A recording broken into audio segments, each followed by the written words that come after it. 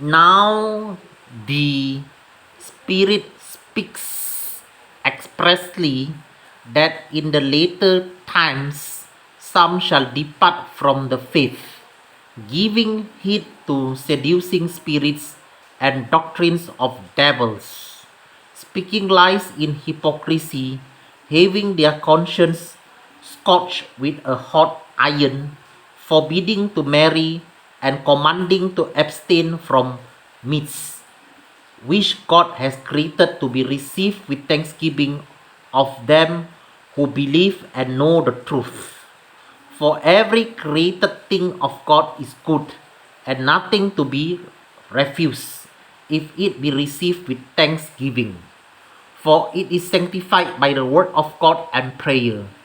If you put the brethren in remembrance of this thing, you should be a good minister of Jesus, nourished up in the word of faith and of good doctrine, whereto you have attained. But refuse profane and old wife fables, and exercise yourself rather to godliness. For bodily exercise profits little, but godliness is profitable to all things, having promise of the life that now is and of that which is to come. This is a faithful saying and worthy of all acceptation. So, for we both labor and suffer reproach because we trust in the living God, who is the Savior of all men, especially of those that believing. These things command and teach. Let no man despise your youth, but be you an example of the believers in word, in conversation, in charity, in spirit, in faith, in purity. Until I come, give attendance to reading, to exhortation, to doctrine. Do not neglect the gift that is in you, which was given you by prophecy, with the laying on of the hands of the elder. Meditate upon these things, give yourself wholly to them, that your profiting may appear to all. Take heed to yourself and to the doctrine, continue in them, for in doing this you should both save yourself and them that hearing you.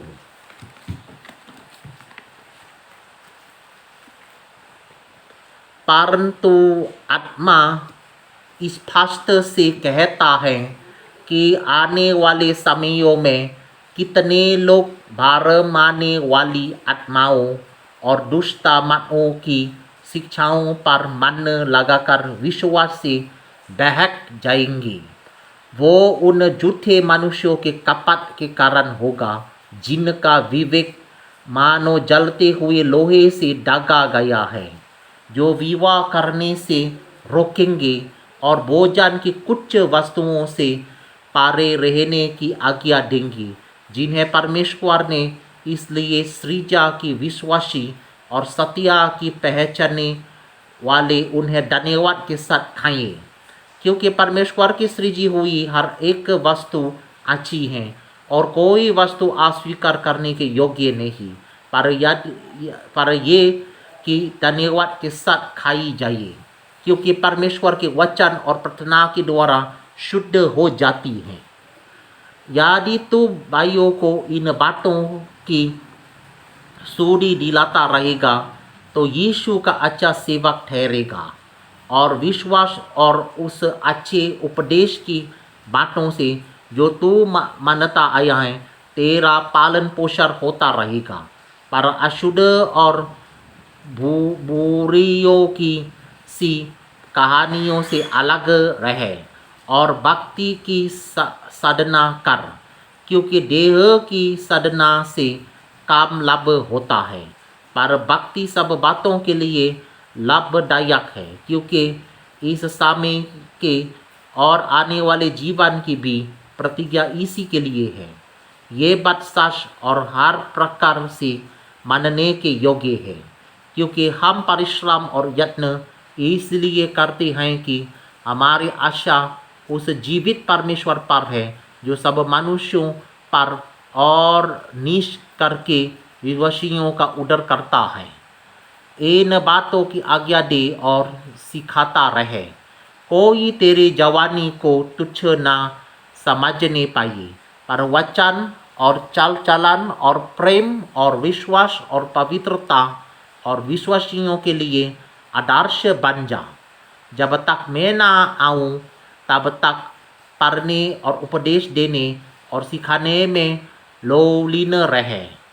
उस वरदान के प्रति जो तुझ में है और भविष्यद्वाणी के द्वारा प्राचीनों के हाथ रखते समय तुझे मिला था, निश्चित मत रहे।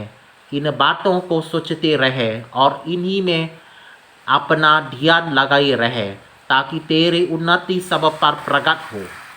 अपनी और अपने उपदेश की चौकसी रख, इन बातों पर स्थिर रहे, क्योंकि यदि ऐसा करता रहेगा तो तू अपने और अपने सुनने वालों के लिए भी उद्धार का कारण होगा। All right, done.